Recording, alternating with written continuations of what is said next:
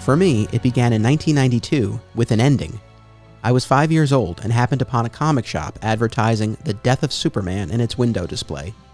From that moment forward, the Man of Steel has been my favorite character, and now on this podcast, I'm exploring my fandom and examining the creative visions that have shaped the last son of Krypton across media for over 80 years.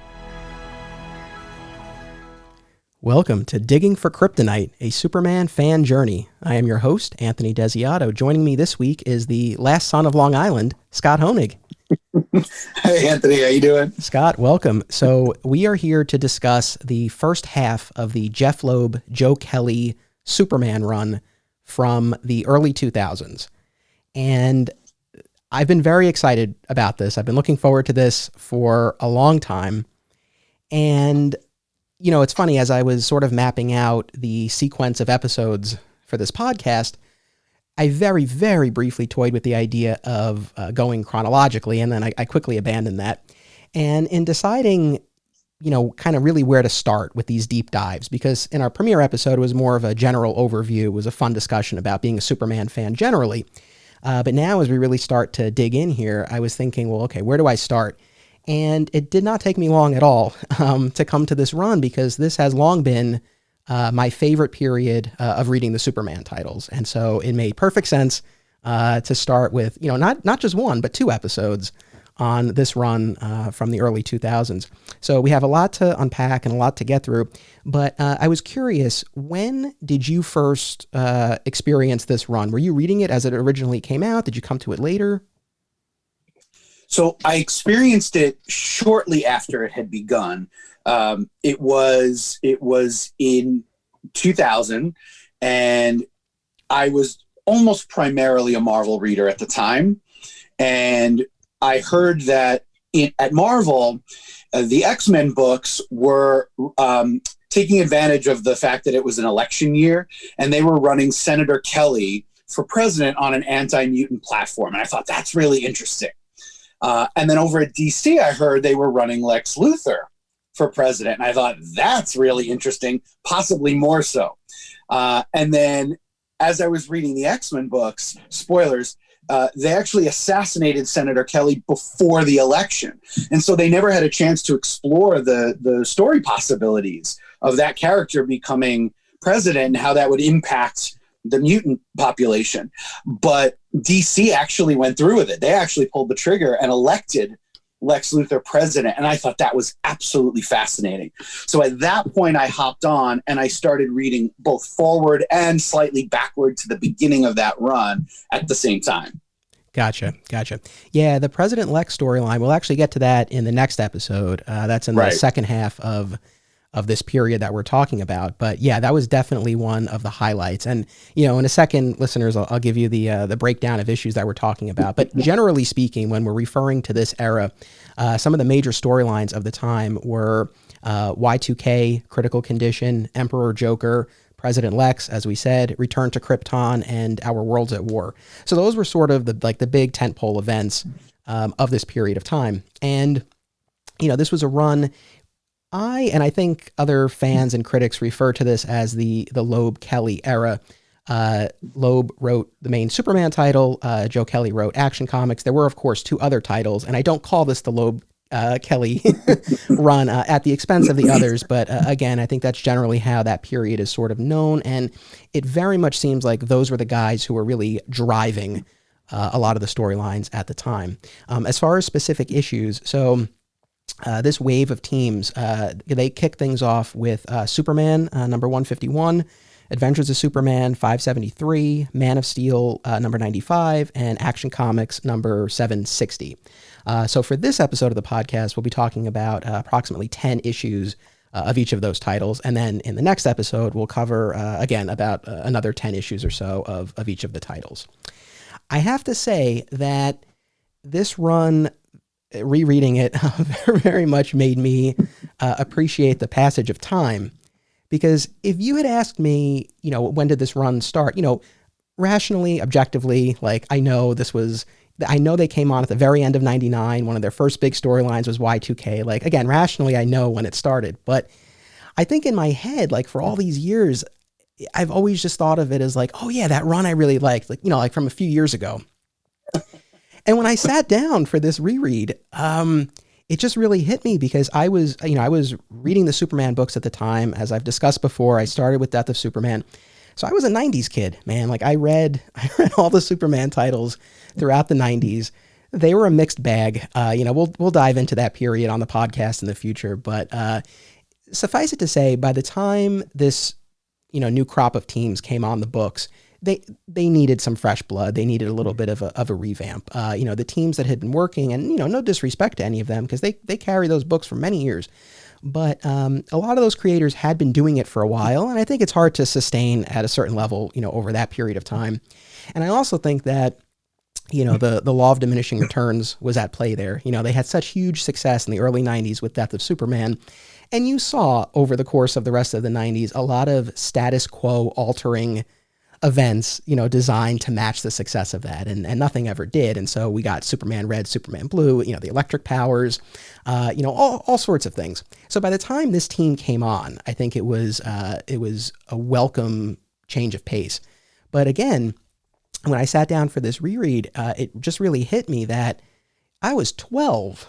I was a 12-year-old boy when I was initially reading this run. And, it was fascinating to revisit it from, the perspective of an adult. And it's like, my life is completely different now. The difference between 12 and 33, I'm a husband, a father, I do these podcasts, I've made documentaries. Like it's just completely different. And I was sort of debating with myself coming into this episode. I was like, because I wanted to say that my reread lived up to all of my expectations and completely conjured all of the magic that I felt when I was reading it as a 12-year-old. And that would be disingenuous. I can't say that. But I very much enjoyed my reread. I was entertained. I had fun. It was an interesting process for sure. And there's a lot that I think is really great about this run. Other aspects of it that I think could have been a little bit stronger, but overall, it still maintains its place as my favorite run. But I wanted to ask you, and again, like I said, we're going to get specific as we talk about issues and arcs and all of that. But big picture question, just overall, what was the reread experience like for you? So it's a little bit different because I'm a firm believer, and comics fans have talked about this issue, so I'm by no means the first to bring it up. But when you're at that age, that 12, 13, 14-year-old period in your life, whatever comics you discover, those are the greatest comics of all time. They're the ones that pull you into the medium. They're the ones that sort of form all of your sensibilities about what comics are, what they can be. So I was 23 when I read this for the first time. So I had already been reading comics at that point for over a decade. Like I said, X-Men was sort of my gateway drug. So I was always aware of Superman. Superman was always in my life. I always loved Superman, but I wasn't a regular reader of the comics. So when I entered it here, I certainly was excited to see what the character was in the early 2000s, how he had evolved, what kinds of stories could be told there. But they weren't formative comics for me. So I remember reading those first couple of Jeph Loeb, Ed McGuinness comics. And this is Ed McGuinness very shortly after he'd broken into the industry. He'd done Deadpool with Joe Kelly over at Marvel. And then I think this was his next project after he left that.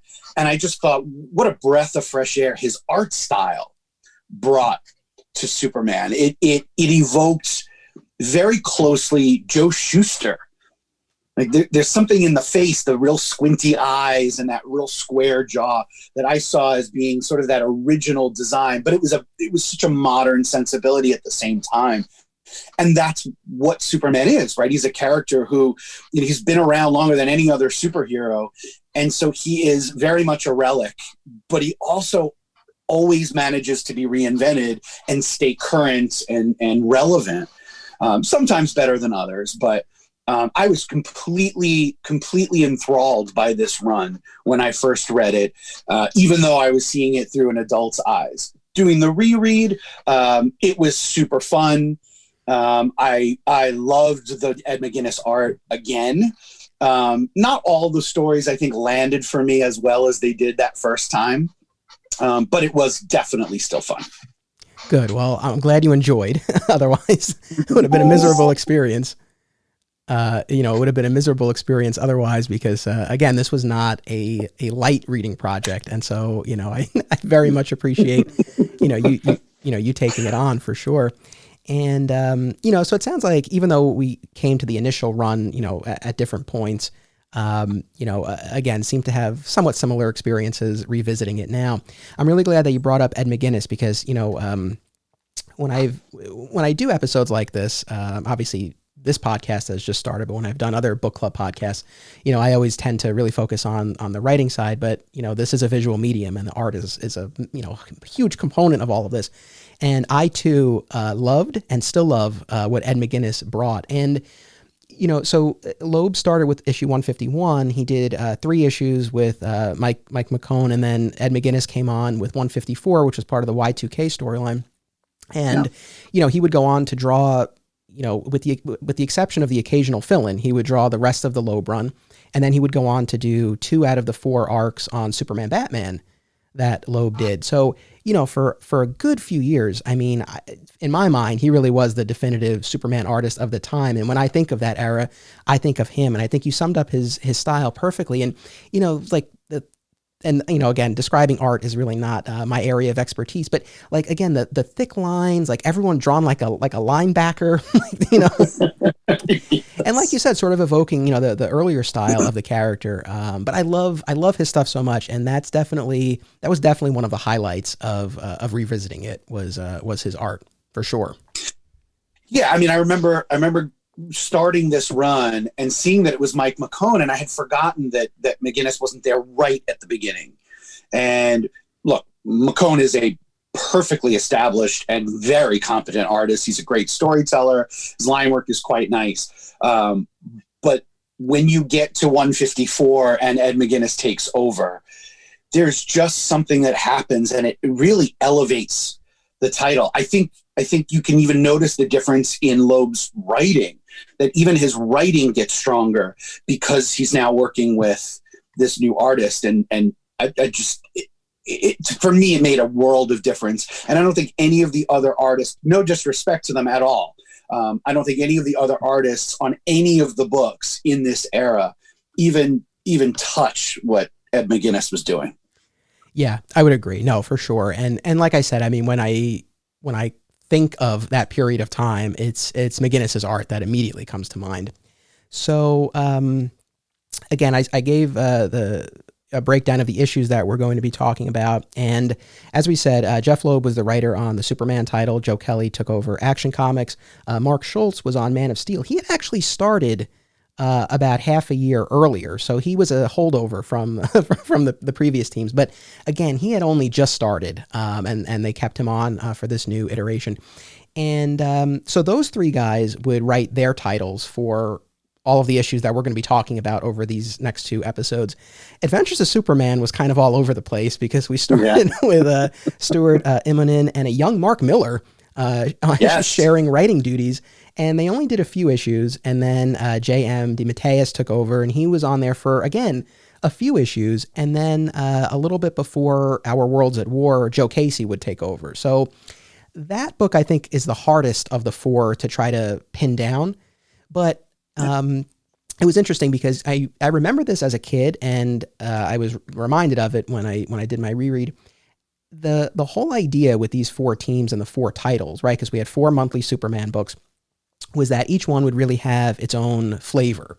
And so, for example, Man of Steel was billed as the sci-fi book, and it lived up to that. I mean, Schultz really leaned into the Fortress and the Eradicator. He made John Henry Irons Steel a prominent supporting cast member. And it's interesting because, how do I put this?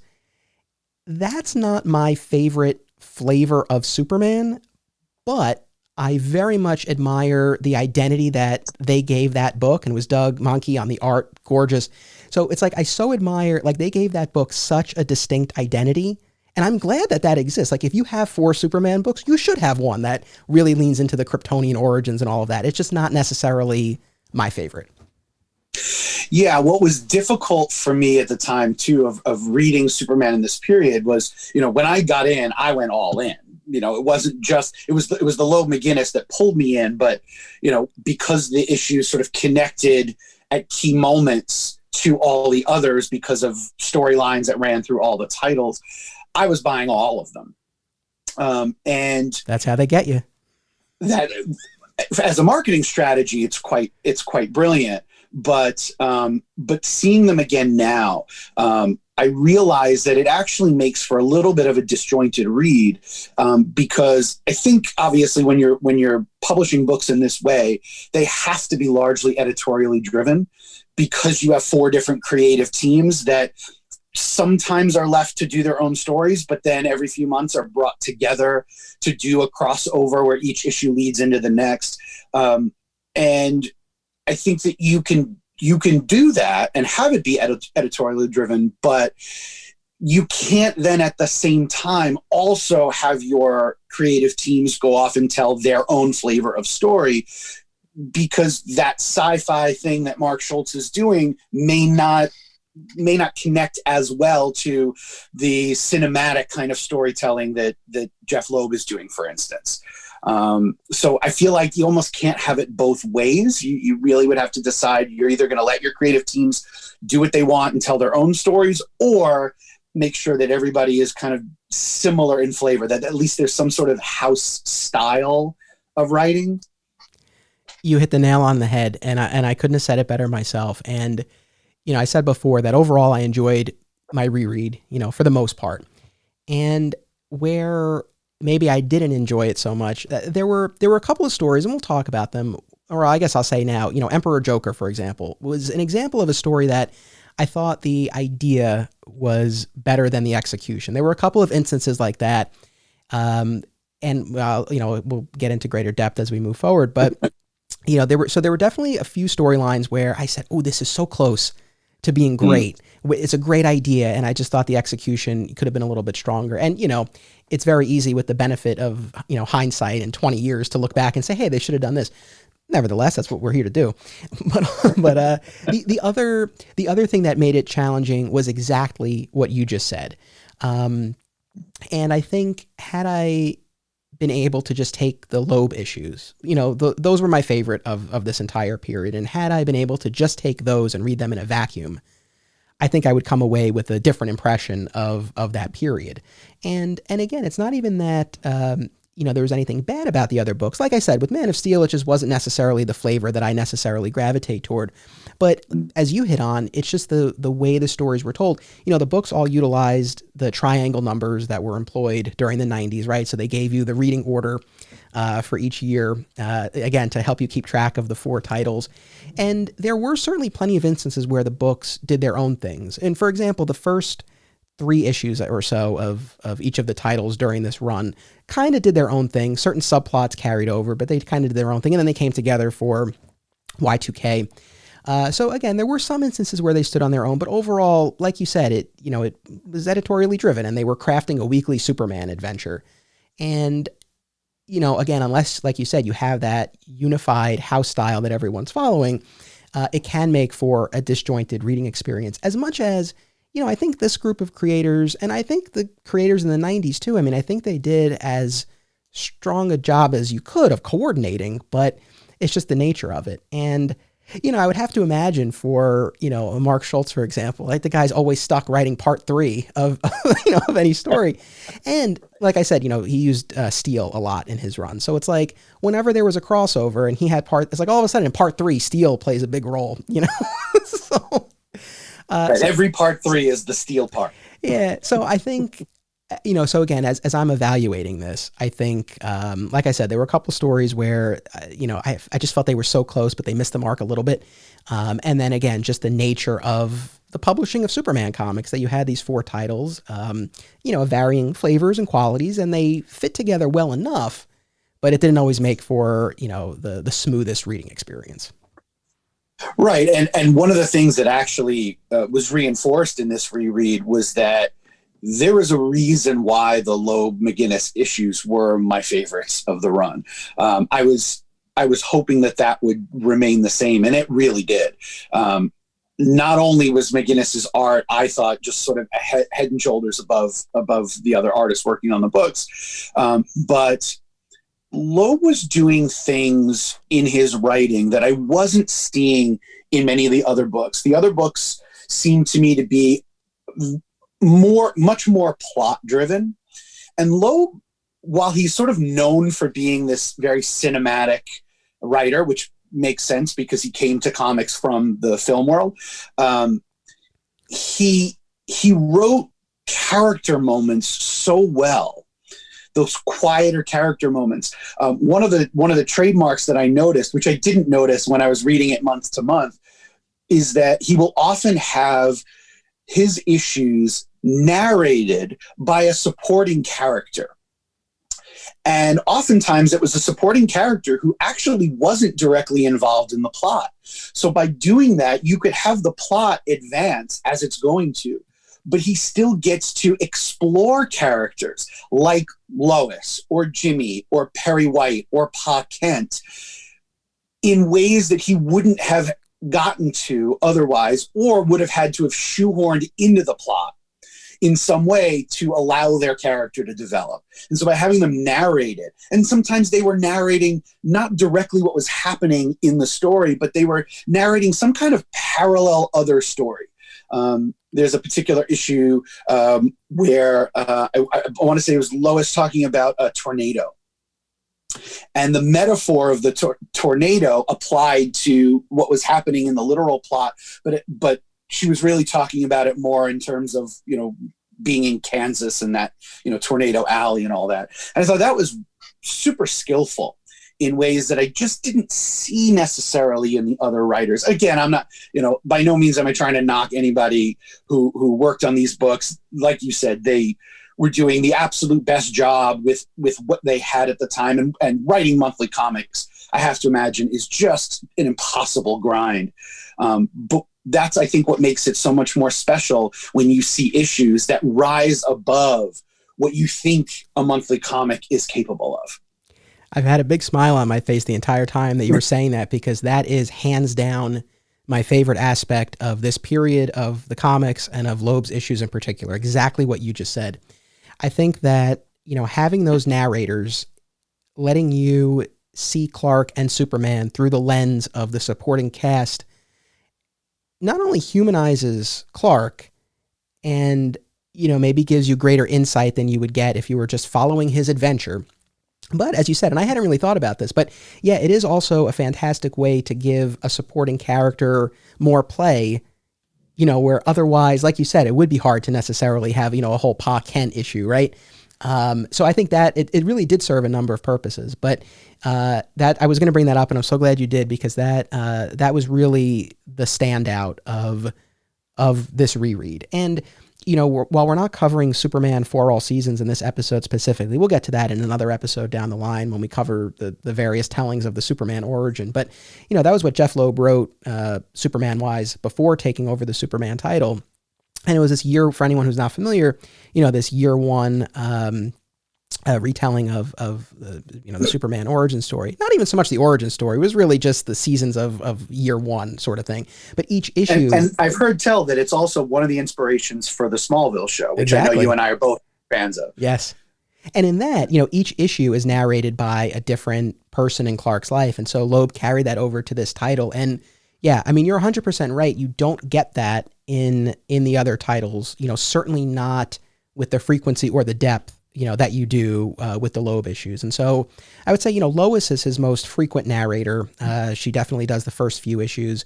And but again, we do get episodes from the perspective, like you said, of Perry White and Pa Kent, Ray Palmer, the Atom, Green Lantern, in these issues in particular that we're going to be covering today. Those are our primary narrators. We even hear from Clark in one of the episodes, one of the issues, yes. In the form of a letter that he's writing to Ma and Pa Kent. And I think the introspection that is that is allowed through the use of this device, again, I just think sets it apart. And when I think back, to this run, I don't know that it's so much the plots that, I remember so much. Again, I know, the big events of the time, but, when I think about what I enjoyed most, it really is getting to see my favorite character through these other characters. Yeah, definitely. A couple of the moments that really stood out to me, that I think capture what you just described, is, a kryptonite irradiated Superman teaming up with Batman to find Lois, who at that point is missing. Parasite had been impersonating her for a period, and that way of externalizing an internal conflict like that, where his health is declining rapidly, and he will not give up on finding Lois. To be able to do that, I think is a testament to why this character remained relevant at this particular time. He's still relevant today, but as far as our reading, that moment to me illustrated why he's such an important character and how you can tell compelling stories with him, even when he's not punching a villain who is of approximate, similar strength, whether it's, a Doomsday or a Mongol or a Parasite, those are fun. I love to watch, especially Ed McGuinness draw Superman punching Parasite or any other, massive bad guy. But the internal conflicts to me were way more interesting. And Loeb does those so well. Yeah. That Batman issue, funny enough, that was actually a Joe Kelly action issue. But that one... Oh, yes, with Carrie Nord on the art. Yeah, but that one 100% stood out to me as well. And, that immediately preceded the Critical Condition storyline where the super family has to miniaturize and enter Superman's body to try to eliminate the poisoning. And while that's all well and good, and it was a fun enough storyline, it's that issue with Batman that stands out so much more for exactly the reasons that you articulated. So, so we do have to give credit to Joe Kelly there too. He did exactly what, we were talking about as far as what Loeb was doing. But again, Loeb really was doing that on such a regular basis right off the bat in his first issue. And just as a quick side note, because I know as we're discussing this, I'm sure there are plenty of people listening who have read this run, hopefully. But there might be people who haven't. And for anyone who hasn't, most of the issues are available on the DC Universe app. Not all of them. And there are some glaring omissions, including there are some key one-shots like the Y2K special and then the Lex 2000 issue later on that are really essential reading that are not on there. But DC recently started recollecting this period of comics. It's a line of trades called City of Tomorrow. And I know the first one is out. The second one I think is coming out very shortly. Hopefully DC continues occasionally, they're more than occasionally, their lines of trades just kind of stop. But it is being recollected. They had collected, and these are the ones that I have, they had collected most of the run. They skipped a few issues, but they collected most of the run years and years ago. All of those trades are out of print now. But that's what I have, and I have the app as well. So between the two of them, I was able to get everything. You and I read it exactly the same way. I have all these trades that are done by Storyline. And I'm glad to see that they're recollecting them. Because one of the baffling things about these trades, the series of trades, is that you really can't tell what issue you're reading when you begin it, because they don't start it with the cover or the issue number or anything. They put sort of a cover gallery at the end. So you really kind of have to piece together. I know when I get to a Loeb McGuinness, okay, this is obviously a Superman issue. When I get to Joe Kelly's, it's action, but it's sort of maddening to try to make your way through these trades. And I have no idea what the thought process was in putting these together. I guess counter to what you and I, just spent a few minutes discussing, I think maybe they felt it's such a seamless reading experience going from title to title. I don't know. I don't really know what the thought process was to at least, even just so that you can, because I know some of the later trades, I believe, had a proper cover gallery where you got the full size of the cover. But I think the earliest trades they were like a little bit bigger than thumbnails. And so even just so you can enjoy the art, it would have been great to have the full covers in there. That was where I was going. But, that's the experience I would have wanted. And now I'm debating whether or not I want to buy those new collections. I think I might, because for as nice as these are and for as long as I've had them, I just think it'll be a better reading experience down the road when I do want to revisit it again, or if I want to give it to somebody else to read. But since we're sort of going to those trades, and right at the beginning, I had a question for you, and I don't know if you know the meaning of this. The first issue that Loeb wrote, 151, that's illustrated by Mike McCone, is called "We're Back." Yep. The title of the story is "We're Back." I couldn't figure out for the life of me what they're back from. So it was. Do you have any idea what that's referring to? Yeah. So this was the return of the Daily Planet. What had happened to the Daily Planet prior to this? So, and actually, I'm glad you asked that, because that actually brings up a point that I wanted to make, which is to say, credit to, and whether this was editorial or the writers, I don't know where that line is, but, kudos to them for not just hitting a reset button, as much as, it was really seen as a revamp at the time. Again, not a continuity reset or anything like that, but it was like new creative teams coming on, fresh start, all that. But they didn't ignore what came before. And for example, there are numerous references in the earliest issues to a very recent storyline where Superman had been not fully mind controlled, but influenced by one of his enemies, and he declared himself king of the world. And it was this whole thing that happened just a few months before these new teams came on. And there were numerous references to that. So that was one of the threads that they kind of carried on. But yeah, so Loeb's first issue, it opens with Superman retrieving the Daily Planet globe from the junkyard. Yes. And returning it to its position of glory. And so that's what the title refers to. If memory serves, and again, I have not gone back and reread some of those late 90s stories, but I believe Lex bought the Daily Planet and closed it. As simple as that. And so, yeah, this was the return of the Daily Planet. And kind of on that note, I mentioned before, each book was to have its own, little focus. And I think for the Superman book, it was, really classic, back to basics, look at the character, strong focus on Superman and the core Daily Planet supporting cast. Again, Adventures of Superman is funny because for the life of me, again, when I was heading into this reread, I was like, what was their focus supposed to be? But in the DC app, if you read the description, it's basically the solicitation copy. And according to that, the idea was it's Superman through the eyes of ordinary people. And there is I think the first issue is actually not even collected in the trade, but there's an elderly gentleman whose property is coveted by Lex for a development, and Superman has to help him keep his house. So I guess it sort of accomplished its stated goal. But again, there was so much turnover in the writers of that book that again, it was hard to pin down a strong hook for that title. Man of Steel was sci-fi, and then action. Yes. I don't know how you would describe action. I mean, I kind of look at it as it was a little fresher, edgier, sexier, right?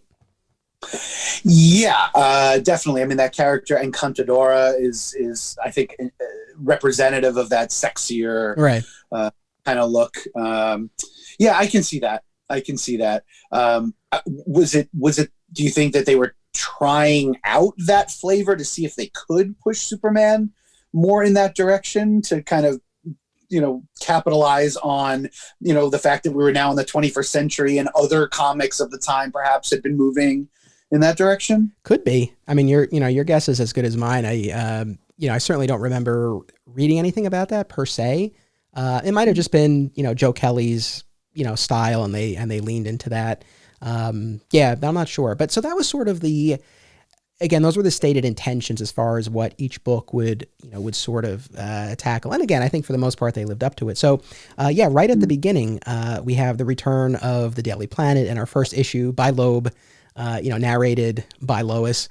And I think one of the things that I loved, and it's extremely prominent in that first issue, but you continue to see glimpses of it in a number of subsequent Loeb issues, with the return of the Daily Planet, they have these huge photos of old front pages of the newspapers, and through that, you get to see a number of key moments in the Superman history. And I thought that was really cool. It was a nice touch, and to kind of show like we're honoring what's come before as well.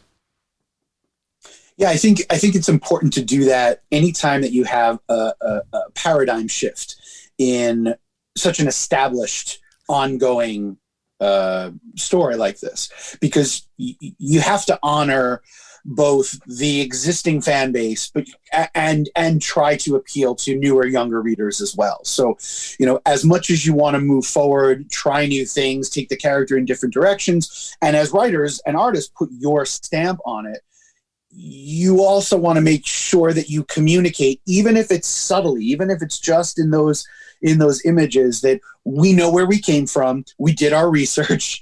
We're not trying to disrespect the character, but we do have an obligation to move the story forward. So, trust us, go with us, and you'll have fun along the way. Exactly.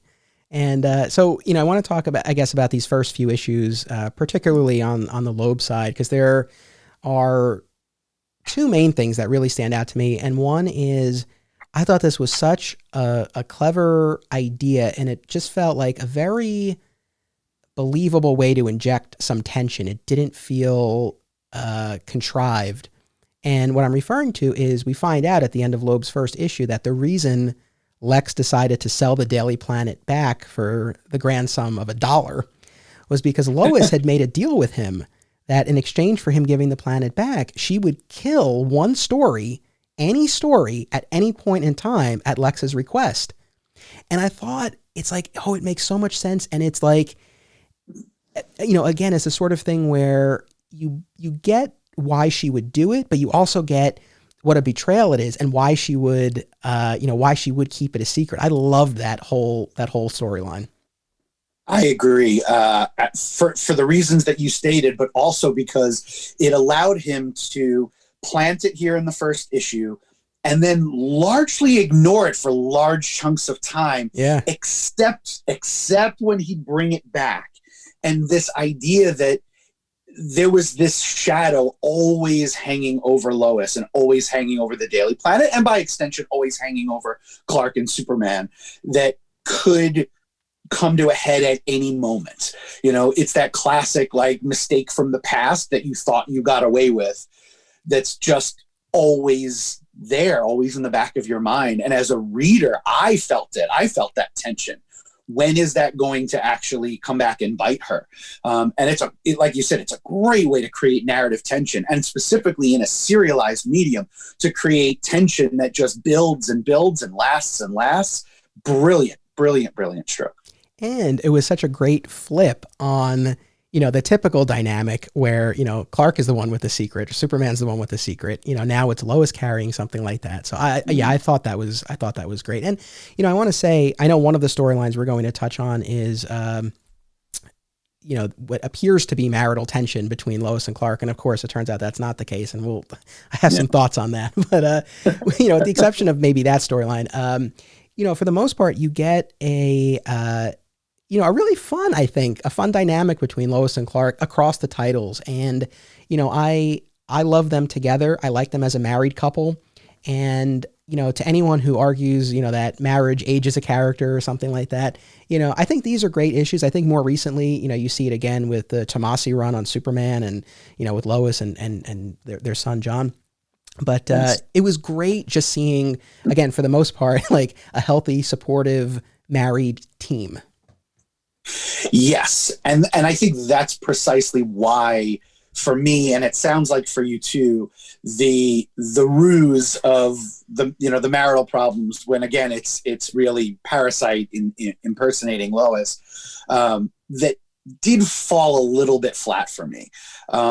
While it's fun to some extent to see Lois sort of sniping at Clark and Clark's bewilderment over that, it just didn't ring true to the relationship that they have. So if you want the reader to buy it, I think there may have had to have been maybe a slower build up to it. It seemed to come a little bit quickly for me. But the relationship they have is so tight. They love and respect each other despite a really complicated existence, and have for so long, that for her to just turn on him like that, I wanted to be in on it, and I just couldn't get myself there. I'm with you, and I want to pick that up in a second, but let's just take a quick commercial break, and we'll be right back. Submissions are now open for the March season of the Brightside Tavern Film Festival in Jersey City, New Jersey. Visit filmfreeway.com to submit your film now. Also, be sure to listen to the podcasts hosted by the festival's organizer, CJ Cullen. You can find the official Hang On to Your Shorts podcast, as well as the Cullen on Film podcast, via a shared universe network. The Hive Comics and Games is an oasis of nerd fun and events in the heart of Odessa, Texas. Whether it's comic book superhero stories or role-playing in a dungeon, the Hive is where to be. Come tap your mana and face off against the top Magic the Gathering players in West Texas. Hive carries a majority of new comic titles each Wednesday and has all of your favorite titles in their back issue section. Follow them on Facebook at The Hive Comics and on Instagram at The Hive Comic Shop. And we're back, and I actually have one more plug that involves you, Scott. So we are going to be kicking off the Digging for Kryptonite companion show, Digging Deeper, on my Patreon page in 1 week on November 11th. And with Digging Deeper, you know, again, in this main episode, right, we're talking about the run generally. The idea with Digging Deeper is that we can take an issue or two and just really focus on that. And so there's a really cool crossover. It's Superman 168 and Detective Comics written by Greg Rucka, number 756. So it's this great two-part crossover with Superman and Batman. And that's what you and I will be discussing on the November 11th episode of Digging Deeper. So if anyone wants to give that a listen, I hope that you'll consider becoming a member of my Patreon community. It's patreon.com/Anthony Desiato. And yeah, I'm looking forward to that. That should be fun. Yeah, me too. So I want to pick up where we left off, and I know we're jumping ahead a little bit, but that's okay. We'll kind of circle back, and we can talk about again those early issues and Y2K. But yeah, one of the main storylines of the first half of this run is again what appears to be very severe marital tension between Lois and Clark, primarily from Lois. And to your point, and I think this gets at what I was saying before about the idea and the execution, because the idea of there being this tension if it's done in an organic way. And we just talked about it, a very organic source of tension in the form of the secret that she's keeping. I'm on board with it. But what we got was something a little bit different. And further to your point, this whole idea of it coming out of nowhere, very much so. So, and it's funny because as I was rereading this, and it's the issue of Superman right after the Y2K crossover where this begins. And for the life of me, I could have thought that there was some sort of inciting incident that kicked this off. But in that issue, Clark visits Smallville and Ma is just like, oh, where's Lois? And he's like, oh, she didn't want to come. So this thing like really came out of nowhere because at the end of the Y2K storyline, things are perfectly fine.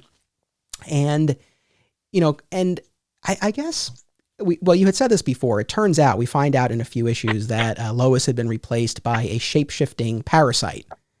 Right. And so it wasn't Lois at all over the course of these, 2 to 3 months where she's just berating Clark, saying that she needs space, telling Perry she needs time off from the Daily Planet, going out all night, visiting Lex in his office late at night. And I want to come back to that in a second. Mm-hmm. So we got a few months of this. And again, going back to what we were saying before, all 4 books kind of had to hit that note. So it was, it was like issue after issue of, Lois snapping at Clark. And again, you don't really know where it's coming from. And I think, again, we ultimately find out that it's Parasite, and that's fine. But I think the storyline would have been a lot more interesting if we had seen something that would account for the behavior, and if the behavior had been a lot more subtle. They really did not use a gentle touch with this. Like, it was so over the top, and it started so quickly that it was just like, okay, clearly something's up here. Yeah, and actually, while you were talking, it reminded me of another part of this that didn't quite land for me too. Is, especially now knowing that the "We're Back" is referring to the return of the Daily Planet and that whole, supporting cast, to bring that back, to make Lois a centerpiece of it, and then to remove her from it with a leave of absence seems odd. to say the least. Yeah, it was a curious choice. And, you know, in that issue of Superman where Clark visits the farm, and he visits the farm a lot, which as a Smallville fan, I quite like. And, you know, I know I've talked about this before and I'll continue to talk about it, but I love the iterations of the character where Ma and Pa are still alive and he has them as a sounding board in any event. So in that issue of Superman after Y2K, where Ma's asking, you know, like, where's Lois? Clark says, you know, I don't know if she senses that something happened between me and Diana. And he's referencing such a great issue of Action Comics by Joe Kelly, where Superman and Wonder Woman spend 1,000 years in Valhalla fighting this never-ending war. And on their last night there's this moment where something could happen and Clark stops it. And it's such a powerful moment. And, you know, the whole thing of, you know, show, don't tell, right? It's one thing for him to say over and over, I love Lois. But here's the moment, right, of ultimate temptation, and it would have been perfectly understandable. It would have been perfectly understandable after 1,000 years. But he stops her and he says, you know, no, even after 1,000 years, Lois is the only one. And as much as I always kind of look back at that issue and I'm like, oh, like Clark, he just loves Lois.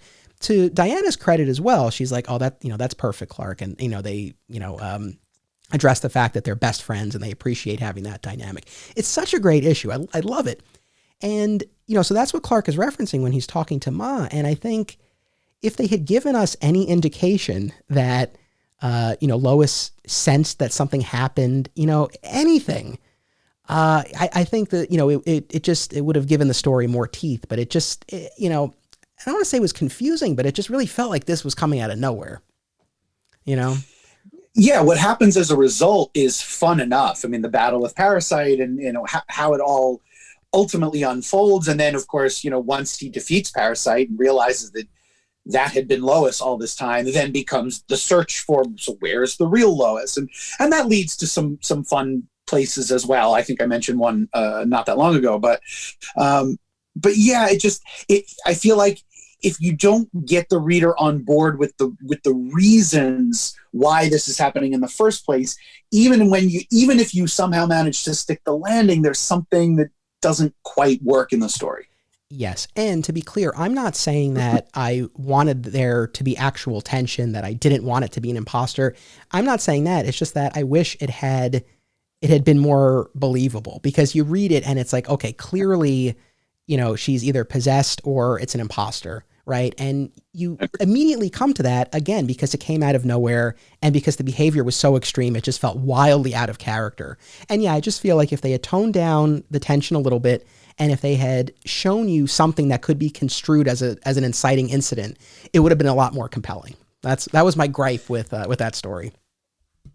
Yeah, compelling and refreshing too, because I mean, how many times in superhero comics have we seen the imposter, whether it's, you know, a clone or a shapeshifter or you know, it's a well-worn trope in this genre. What would be more refreshing was to really have those tensions come from a true character place, because that's not necessarily the trope. I think I'm with you on that. I think I would have preferred that. If they were going to go that direction, I would have preferred that as well. Yeah. And yeah, that's the thing. I mean, they could have genuinely told a story of tension actually between Lois and Clark. I mean, there are a number of ways that I think the story could have been more effective. I mean, I guess I will say this though, all my complaints aside, one of my favorite moments, I mean, you hit on that great action issue with Batman and Superman searching for Lois, and that was phenomenal. Although Batman read a little bit too Rorschach-y for me in that, yeah. But I do understand he was fully in detective mode in that, so yeah. I was able to kind of attribute it to that in any event. But the issue of Loeb's Superman, where Parasite finally reveals himself, and this is the issue where Clark is writing the letter to Ma and Pa, because, you know, Lois has left him this note, I'm leaving you. And he says in the letter, as Parasite clocks him and they you know, he comes falling out of the window, he's like, I've never felt more relieved in my life. And as the reader too, right, you feel that relief. It's like, again, as much as you figure something's up, you know, hey, you don't know for sure, right? It's comics, anything could happen. And then so to get to that moment of pure relief, I think you really feel that for the character. Yeah, and that's kind of what we were talking about back in the beginning, is that, you know, for all the crazy action that there is in, you know, a slate of Superman stories like this, if you could manage to boil it down to those genuine character moments, like if the reader does feel that sense of relief, oh, it's not Lois, then that's the part of the character that rings true. You can do almost anything you want, but that all has to ring true, and that's ultimately what I think Loeb and to a large extent Kelly also were really, really good at in this. So there are some things that happen in this run where you go, huh? What? How did we? And yet they manage to ground it in really, really good characterization. So that's why it stayed as fun a read for me as I suspect it did for you as well. And exactly on that note, I'm going to jump ahead a second to Emperor Joker, which is the last major arc, that we're covering in this episode. And again, that one kind of falls into the category of really cool idea. Didn't fully hold my interest as I was rereading it, but there's an issue of action. I think it's at the halfway point of the crossover where Superman wonders aloud, like, have I really gone crazy? And it's this, it's a very powerful moment. And again, exactly what you were saying, like in the midst of all the craziness going on in this Emperor Joker storyline where reality's been turned upside down, there was this moment where, you see our hero like genuinely wonder and fear for his own sanity. And that was a moment that like really stood out to me more so than any of the zaniness that was going on. I agree. I don't remember if I actually read the Emperor Joker storyline the first time around. It felt new to me, and I feel like I would have remembered this one. Probably. But I remember a little ways in to the first part of it, which is a Loeb McGinnis issue. And I made a note for myself that said, I have no idea what's going on, but I am so in because the art was just still so stellar. And at this point, McGinnis had been on the title for a little while. He really found his groove. And I almost didn't care that it was weird.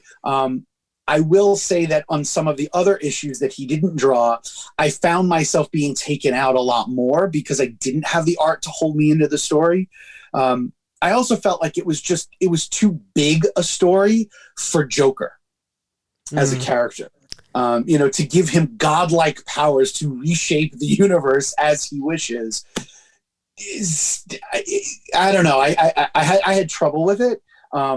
But I will give it credit for this, that because Clark is questioning his own sanity, I think that the writers here did a really good job of putting the reader in that position, because I think the reader is questioning, am I reading a real Superman? Is this really happening? And anytime I think a writer can put the reader in the position of a character, especially a protagonist, it connects you to the character more deeply than if you were just sort of passively observing them from the outside.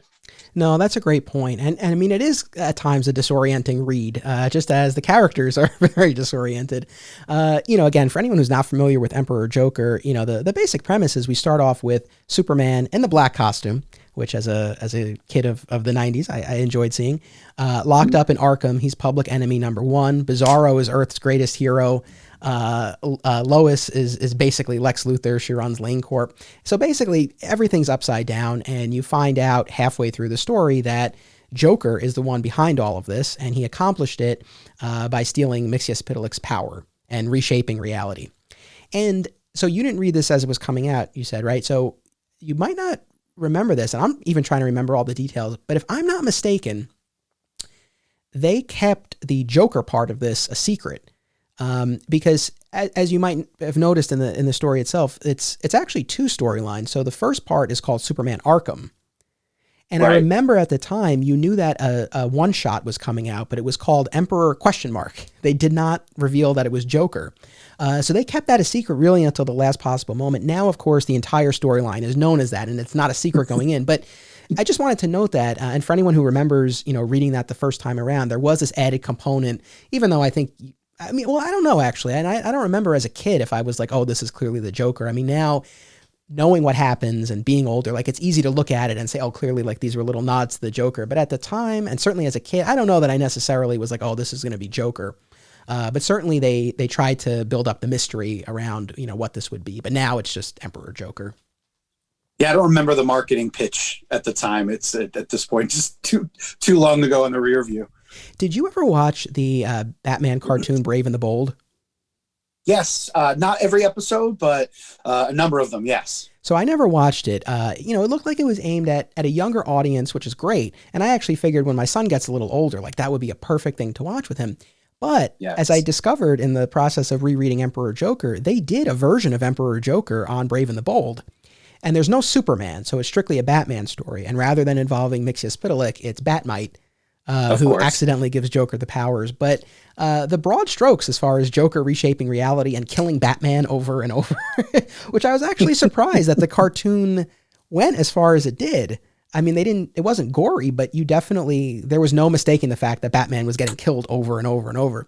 But it was actually a really good episode. So, I would certainly recommend it to you and, to anyone, listening to this podcast. It was as far as I know, the only adaptation of this storyline. I don't know offhand of anything else. So, if anyone's curious, I definitely do recommend it.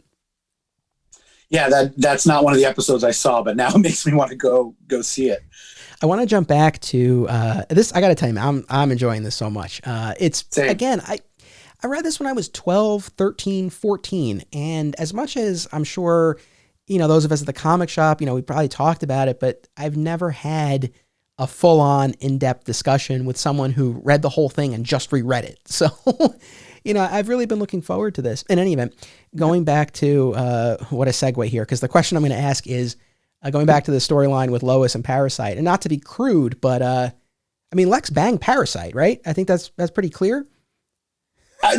That's what it appeared to be for me. And yeah. Mm-hmm. Yeah. Cause we have that issue, where, Lois, and again, at the time, we don't know what's going on, but Lois shows up at Lex's office late at night. She's putting on the lipstick, and it ends on this note of like, what do you want, Lex?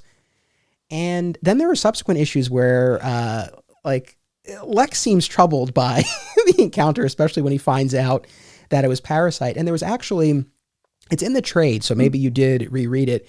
It's the Metropolis Secret Files issue where Hope and Mercy are looking for the corpse of Parasite. And they're they're looking for Lois, pardon me. They're looking for Lois, but in the course of their investigation, they visit Star Labs where Parasite's corpse is.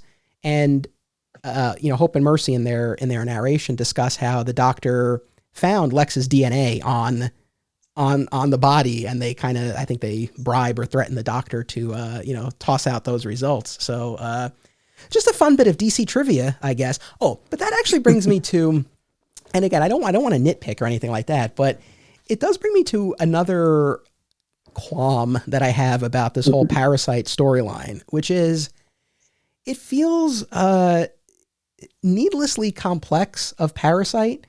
Right. So we find out that on New Year's Eve during the Y2K storyline that Parasite touches Lois, right, and accesses her memories and learns Clark's secret.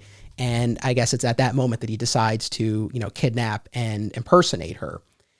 But it's like, he could have stabbed Clark in the heart with the kryptonite dagger while he slept. But instead, he decided to put him through like months of marital strife and sleep with his greatest enemy. That at least was for purposes of getting access to Lex's bank accounts, which they do establish that.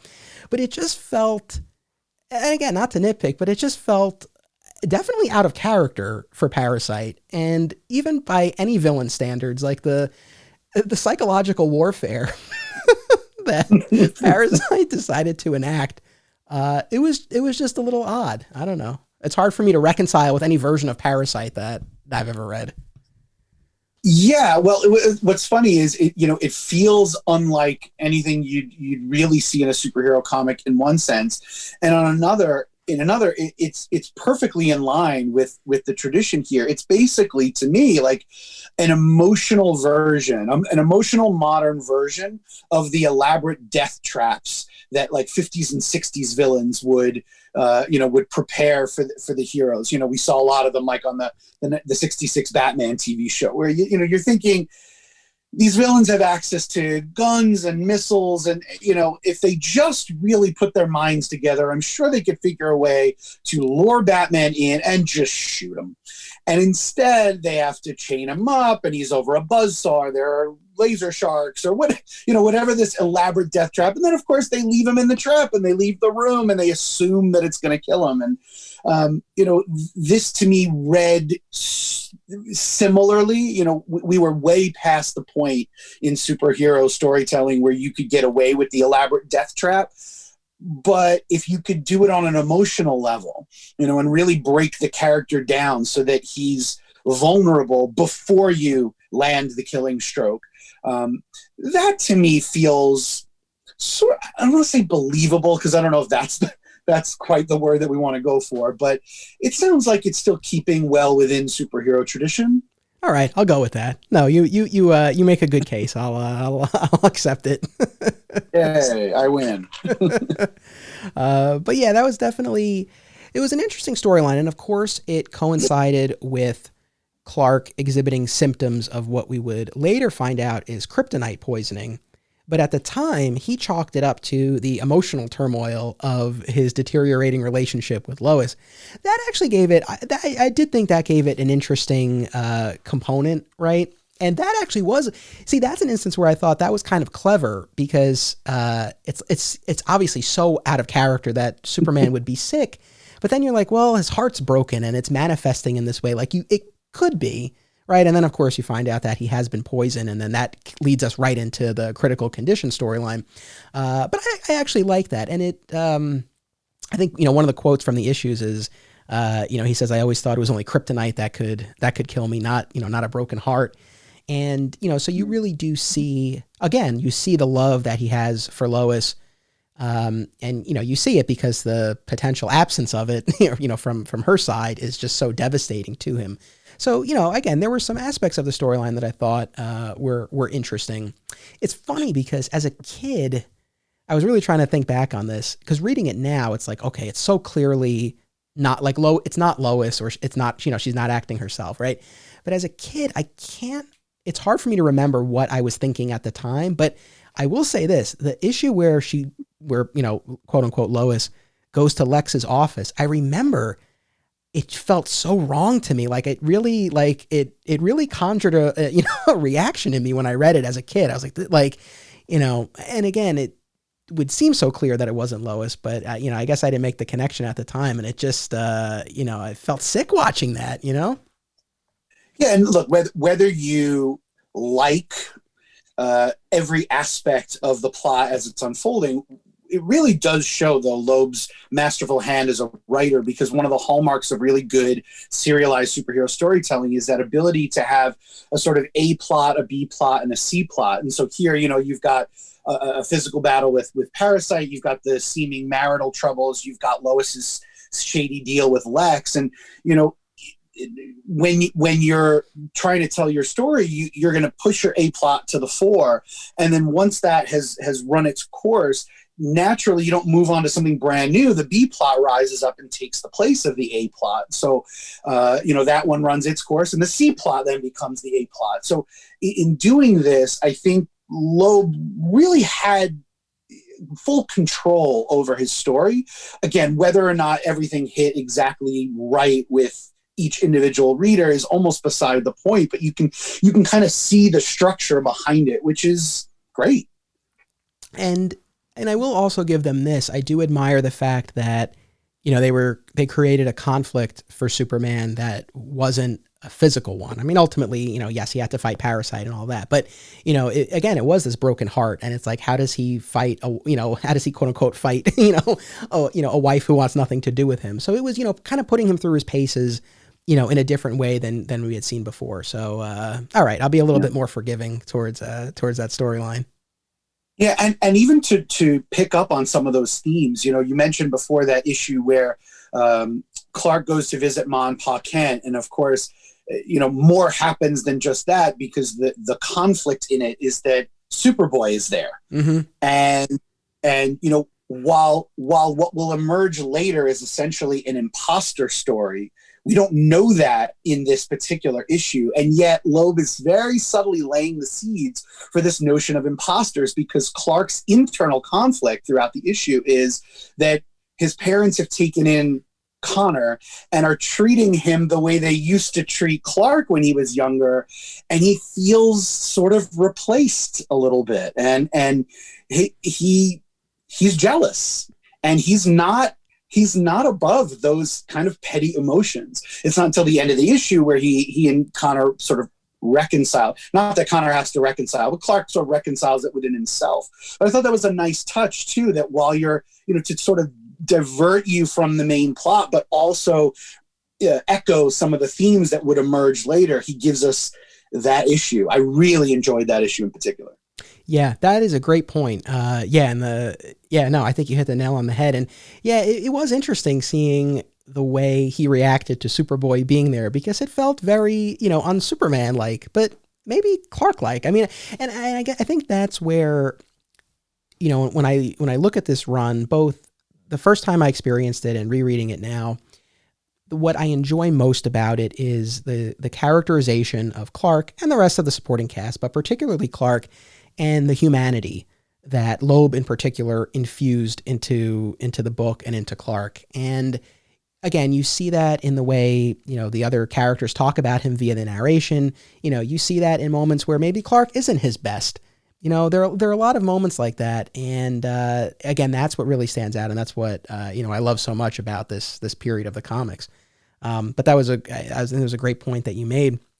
I want to make sure we hit the major issues and storylines. Yes. And Y2K was their first major crossover, right? So the creative teams came on. They had about 3 issues each to kind of do their own thing.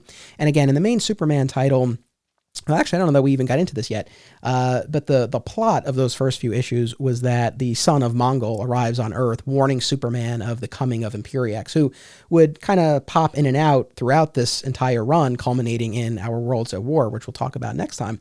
But, Mongol comes to warn Superman and to train him to be able to take on Imperiex. And it was that actually I thought was kind of cool. Those training sequences in particular where Mongol's teaching him, use multiple powers at once, which... It's like, yeah, well, that makes a lot of sense. And, it's the sort of thing, as I was reading that, it made me think in particular of the CW Flash series. And I know I'm nitpicking here. I know they're making a television show. They have to fill 42 minutes 23 times a year.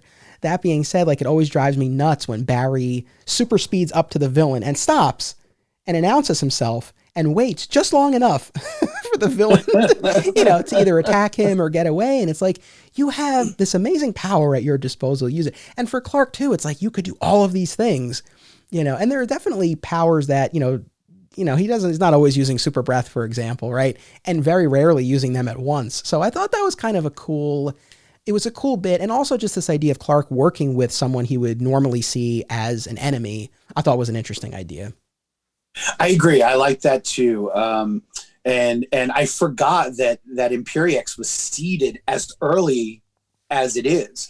I remembered from 20 years ago that Imperiex showed up in Our Worlds at War, and that was just the story. But I was happy to see that was part of the plan all along. To your point about characters, superheroes using all the powers available to them, never is that more sort of frustrating, but also obvious is when you're dealing with Superman, because, at most times in his history, Superman can do just about anything. I mean, he can, he's had moments where he could snuff out a star by, blowing on it. And, he can fly around the world in less than a second. The idea is that where really is the physical conflict if Superman could essentially beat any opponent in a second. So for there to be those emotional beats, for there to be the character moments, you have to slow things down. You have to give the characters a chance to talk at each other during the battle, because in doing so, it reveals inner motivations. It reveals, some cases, the differences between, a character like Superman and Mongol, who are approximately of the same power level, and yet the way that they use their powers and what they want out of their powers is completely different. So the rule is like, you have to have a story. Otherwise, nothing else matters. I get it. I'm frustrated by the same things that you are. But, at the end of the day, I forgive those things because I want to see a good story. Yeah, I'm with you. And I think, those, when you talk about the suspension of disbelief, it's like, you buy into it and that's fine. But it was just an interesting idea, I think, to see explored and, kind of picking up on what you said about, what each of these characters wants out of their powers. It's like Superman isn't out to dominate, right? So that's probably in part why he's not, firing his heat vision and the super breath at once and all of that. But anyway, so, he undergoes this training with Mongul, and then they end up taking on what they believe to be Imperiax in space, but turns out to just be one of his advanced scouts. But it leads to this great moment where Mongul turns on Superman, of course, and we get this great Lobo cameo out of nowhere. And it's just great because it's like, well, gee, what would Clark do with Mongul? In that case, it's like, I don't know, toss him in the Phantom Zone. Like what would he do? Thankfully, he doesn't have to worry about it. Lobo's passing by. But I thought that was cool. Like that was a fun, a little nod to another corner of the DC universe. Like I thought that was neat. My favorite, though, I have to say, my favorite part of those first few issues is the subplot where Jimmy Olsen takes a photo of Superman and Mongul's hands together. And again, going back to the humanity, this is not Superman didn't make a mistake. Clark made a mistake. Clark forgot to take his wedding band off. And Jimmy captures this in his photo and really has this dilemma about, do I turn the photo in as is or do I alter it? And to show the age of this comic, he explains to Lois that through the magic of digital editing, he actually could remove the wedding band. And Lois, to her credit, tells him to, tell the truth, right? But he's such a good pal that he alters the photo. But the actual photo gets out there. We find out later, right? It was Lex who had gotten access to it and leaked it to the Daily Star. So the Daily Star runs this front page story, like, who is Mrs. Superman, right? Clearly Superman's married. He has a wedding band. And, I just love, there are numerous layers to this that I really enjoyed. I loved that, Jimmy made that sacrifice for Superman. I love the out that they ultimately came up with, which we can circle back to. But I think my favorite part is that sort of the button on that little subplot is a Daily Planet rooftop meeting between Superman and Jimmy, or Jim, as they refer to him, because there's that respect there. And, Superman reveals, like, no, I actually am married. Like, almost no one knows this. And Jimmy says, like, oh, you probably can't tell me because you don't trust me. And he's like, no, it's just, for her safety. But it was this nice moment where, he was letting Jimmy in a little bit, right? Not fully telling him the secret, but, allowing him that. And I thought it was such a nice touch and a show of friendship and respect. I really like that. I agree. And that's always been a hallmark, I think, of both the Clark Jimmy and the Superman Jimmy relationship. Jimmy, for all intents and purposes, should be nowhere on either of their radars. and yet he's Superman's pal, right? I mean, he's the kid who is in many ways the stand-in for the original audience, who were themselves kids. We can't be 30-year-old Superman. We can't be an adult Lois who's dating Superman, but we could be this kid who's Superman's pal. And to have Superman or Clark let Jimmy in on some of the adult conversations means that you're letting the reader in on those conversations. You're now part of the crew. You're part of that group. The other thing I always loved about that, and it was highlighted in those scenes that you just referenced, is one of the strengths of the Daily Planet as a supporting cast is that you get to examine issues of integrity in journalism, which has always been badly needed, maybe never more so than right now. But so to reread it, it had a resonance for me that I don't think it had 20 years ago, where Jimmy does want to alter this photo, and even Lois, who stands to be hurt most by being truthful about it, is the first to tell him that you can't do that. If you're going to run the photo, you have to run it the way that you took it, and let the chips fall where they may. And so the solution to that of, Superman letting Jimmy in on the fact that he is in fact married, I think was a really nice way to resolve it, but yet not resolve it. Right. I loved that piece too. Yeah, it was so great. And again, going back to what I said before about, Lois's secret and, kind of flipping the dynamic where normally it's, a Superman hiding his identity. Here too, it's usually Superman, saving Jimmy. And, here was a case where like Jimmy really looked out for his friend. Like it's very touching. Yes. And as I was getting at before, I liked their out for this. And I think it was actually in an issue of Man of Steel in those couple of months where the JLA held a press conference and revealed that what looked like a wedding band was actually just their communicators. Of course. So that was their way out of that. But there was an issue of Adventures of Superman where, again, I guess seeing Superman through the citizens' eyes, where people are kind of hounding him like, "Hey, who's your wife? Who's your wife?" So that got a little play for a few issues. But I thought that was cool. I mean, of those first few months, like those were certainly the major beats that like really stood out to me. Was there anything else that you wanted to hit on before we get to Y2K? I just thought that the wedding band issue nicely actually set up what would become the Lois impersonated by Parasite storyline, because it raises the notion just of the fact that he is married, he has this the long-standing relationship, and that they are bound to each other as both Clark and Superman. And that's not something that we take lightly, and it's not something that the reader should forget, because it's going to be a big deal in a couple of months. Right. Yeah. No, very much so. And, again, we've touched on the other titles, and, certainly in those first few issues of Action, that was that Valhalla issue that really stood out to me. And I just want to say, to listeners, we're going to do an episode on Joe Kelly specifically down the line a little bit. But we'll get a little bit more specific on his Action issues, and we'll also talk about he did a year on Superboy, he did a few years on JLA, he did a great issue of Wonder Woman where Lois Lane guest starred. So if you're listening to this and you're like, hey, I want more Joe Kelly talk, we're gonna get to that down the line. But I want to make sure we touch on Y2K. I mean, I don't know if there's any story that's more dated, like literally and figuratively, than Y2K. But it's funny. Just like you were saying about the press and how a lot of those issues in those Daily Planet scenes are more resonant, now than ever.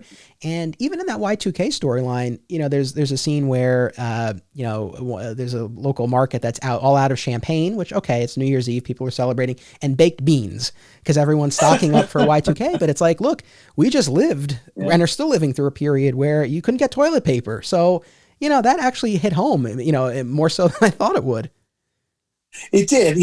As I approached those storylines, I remember thinking that, good for them for taking advantage of what was happening at the time. I mean, it was at the time, and I remember it well. It was at the time of the biggest concern we had. I mean, what was going to happen as we had become so much more technologically reliant when those clocks went from December 31st, 1999 to January 1st, 2000.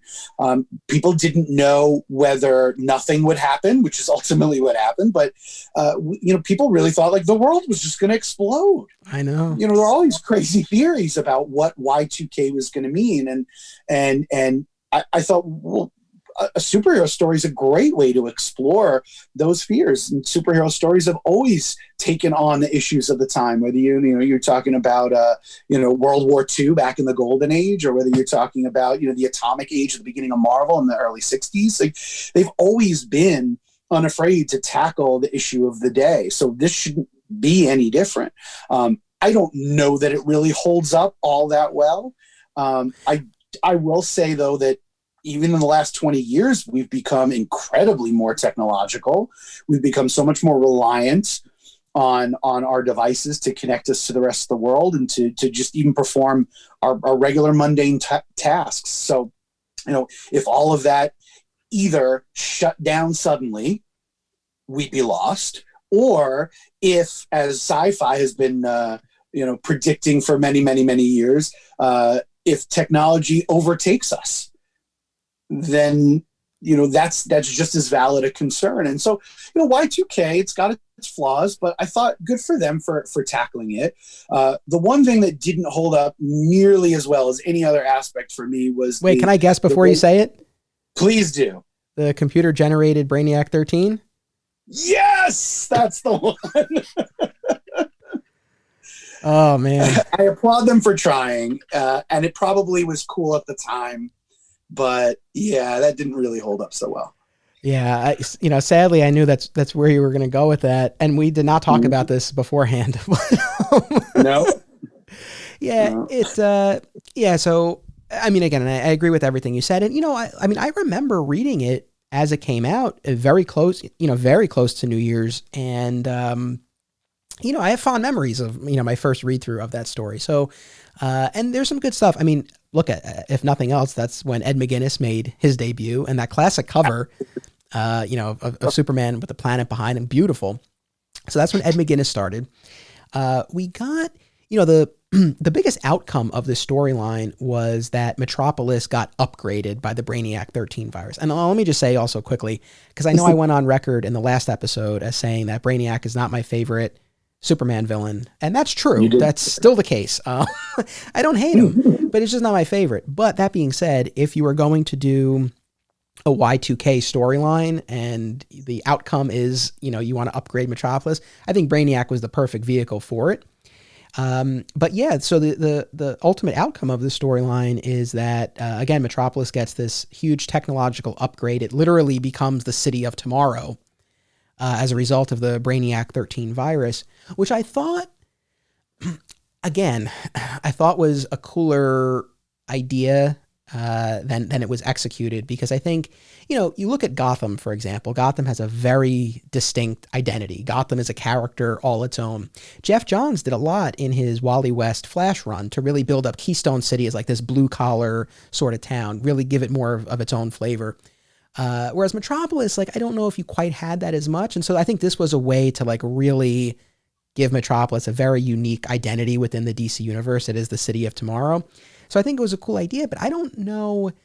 And it's so funny, and I want to get your take on this. It's so funny because I could have sworn before my reread that they did a lot more with the technology in the months that followed.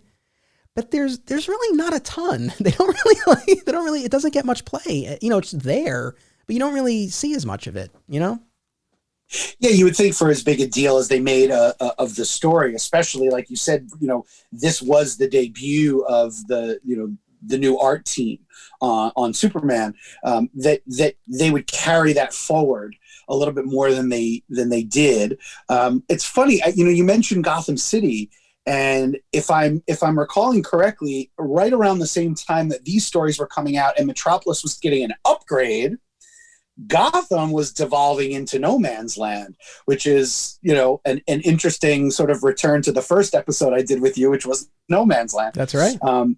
So, I don't know whether this was like a DC editorial decision to take Gotham down while you're sort of, pushing Metropolis up at the same time, or if it's just a coincidence that that's how it, happened to turn out. But, it's an interesting development. It made for some fun stories right at the beginning. It's a little disappointing that they didn't capitalize on all the story possibilities. But again, it's so hard to say what went into the process of making monthly comics, especially when you've got 4 different creative teams on what is essentially now a weekly comic, right? There's a Superman comic every week of the month.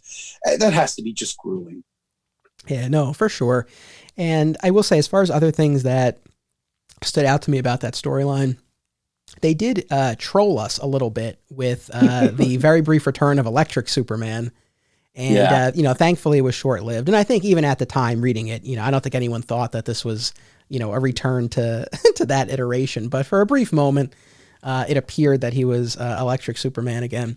But, the other thing that really stands out, and this, I guess really this has become a theme in our discussion tonight of these moments of humanity that really pull you in. And so the story culminates with, and it's so crazy. You always, that Lex is this ultimate villain, but man, at the end of the story, he sacrifices his infant daughter, Lena, to Brainiac in order to retain or to gain control over the technology and be the lord over the city of tomorrow. I mean, that packed a punch. It did. I mean, look, if anything, it shows that for Lex, there is nothing more important to him than power. Absolutely nothing. And he's been a character who generally does not form any real human connections because he has to let himself be willing to abandon any relationships he has if it's going to buy him more power. And the ultimate expression of that is with a child. If there was ever a moment for him to, be human and to have a relationship where he's willing to put someone else before himself, it would have been there. And the fact that he doesn't do that specifically so that he can grab and maintain power says a lot about the character and sets up what's going to be coming for that character, because he just builds and builds and builds throughout this run until he becomes President Lex. Yeah, no, absolutely. I mean, yeah, at the end of the day, I mean, it definitely, sad to say, but it tracks with what we know, of Lex. Anything else about Y2K before we start to wind this down? No, I think I've said everything I need to say about Y2K. I know we've already spent a good amount of time talking about the, as they collected in trade paperback, the Till Death Do Us Part storyline and Critical Condition. There are two things I want to add about Critical Condition. Yeah, please. While the story as a whole, maybe didn't land with me the way that I'm sure that the creative teams hoped, and I probably enjoyed it a little bit more when I read it originally than I did now. And maybe that's also because, this isn't that long after Superman had already died and been resurrected in the early 90s. So I had a pretty strong feeling they weren't going to kill him again. So it was really just a matter of how is he going to come out of this? But there were two really beautiful character moments in the Critical Condition storyline. And neither one of them is Clark or Superman. One of the benefits, I think, of having a Superman story where Superman is sort of out of commission is that you get to focus on the supporting cast. And one of those moments, which I believe is a Jeph Loeb written issue and illustrated by Duncan Rouleau, who was probably my second favorite artist for this run, because he did pop in and out on a couple of things, especially in Emperor Joker and then in Critical Condition as well, with Ray Palmer, the Atom, who is about to essentially go inside Superman and try to fix this kryptonite poisoning.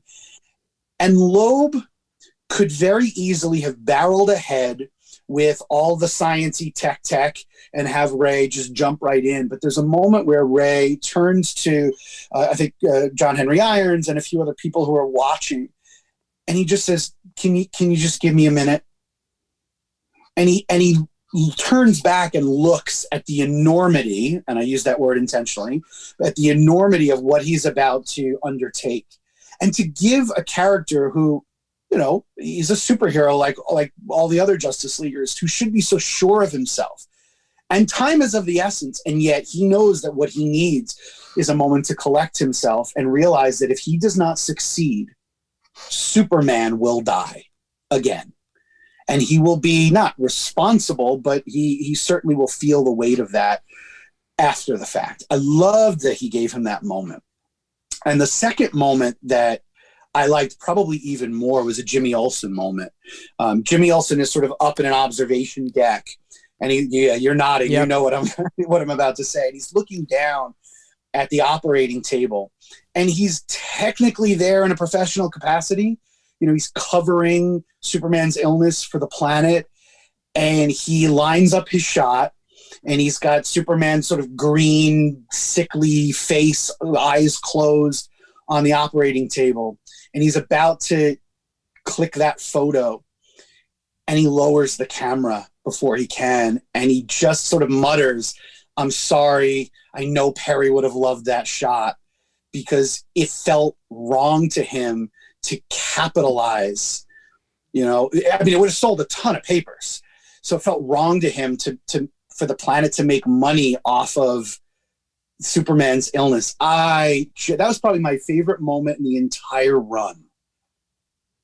That's awesome. Yeah, I love both of those moments, and especially that Jimmy one. I knew exactly where you were going with that, and you know, again, this whole idea of the role of journalists and sort of some of these ethical questions. You know, I recently started my reread of the second half of this run in prep for the next episode, and so I am jumping ahead here, but it's germane to our conversation, which is in one of the issues right after Emperor Joker, Lois is once again narrating, and she kind of gets at this very question, and she talks about how, you know, she sort of errs on the side of, you know, always tell the truth, right? And she says, like, I have debates with Clark, and, you know, and she even says, like, it might be because he's so used to keeping a secret identity that, you know, sometimes he thinks things, you know, could or should be held back. It was interesting and kind of ties into, you know, exactly what we've been talking about. But I love those moments too. And I think, yeah, those are definitely standouts. And it actually leads me to what I was going to say, which is, so in that issue of Superman, we have Ray Palmer narrating, and then the issue of Superman right after Critical Condition is sort of like a little bit of a breather issue in between events. Palate cleanser, yeah. Yeah, exactly. And in that one, well, we start off with Lois and Clark in the hot tub. So again, going back to a very vibrant, you know, married couple. But then Superman asks Green Lantern, Kyle Rayner, right, at the time, to take him out into space just to sort of test his limits, right, now that he's back on his feet. And in the course of that, they run into Maxima and her people fleeing their planet. And that's where we find out that the Imperiex threat is actually not done at all, right? So these seeds, you know, continue to be planted, and, you know, we'll keep getting references like that.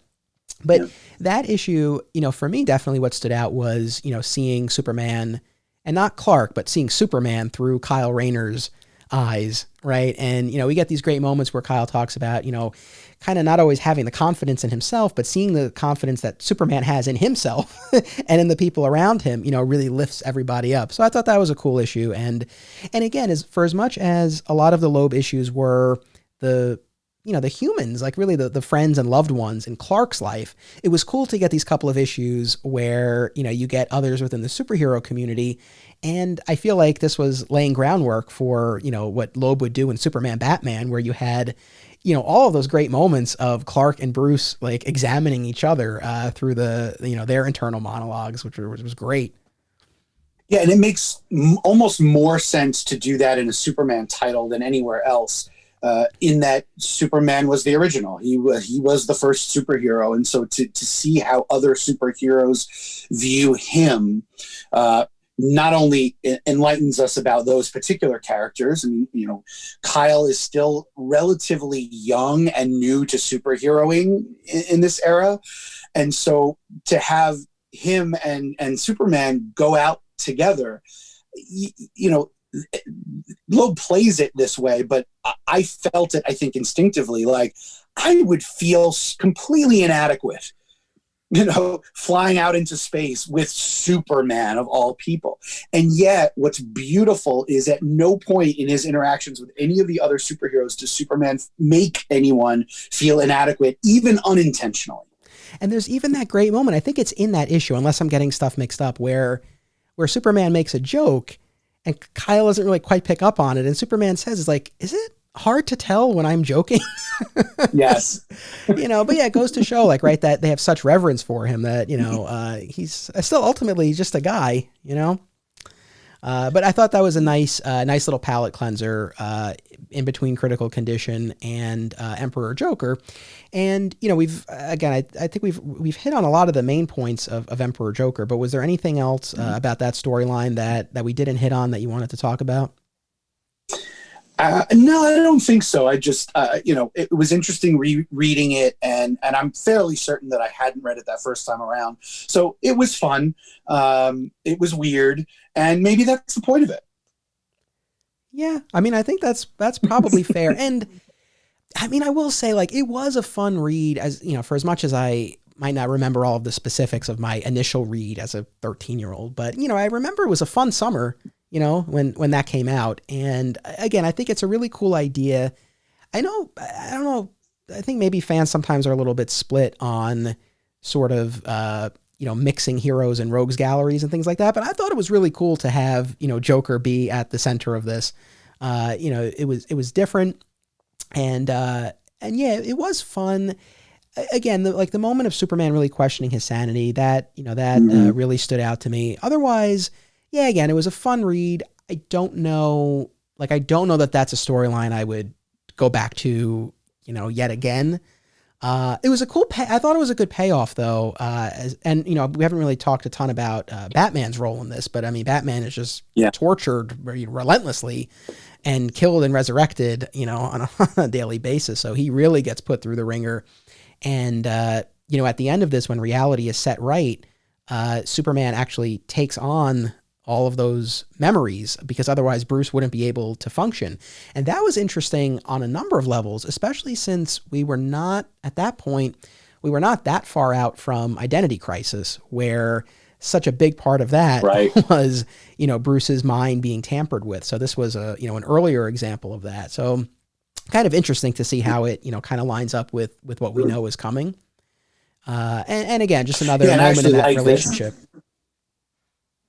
And I like that they really delay Batman's entrance into that storyline. I mean, you see other versions of the Justice League. Aquaman's actually a fish. The Flash is, grossly overweight and can't really run so well. But you are wondering where Batman is. His absence is quite conspicuous. And because he is the Joker's arch enemy, that makes it even more so. And so when it is revealed where he's been this whole time, it does make sense. There is a logic to that of course, of everyone that the Joker would want to torture, at the top of that list is going to be Batman.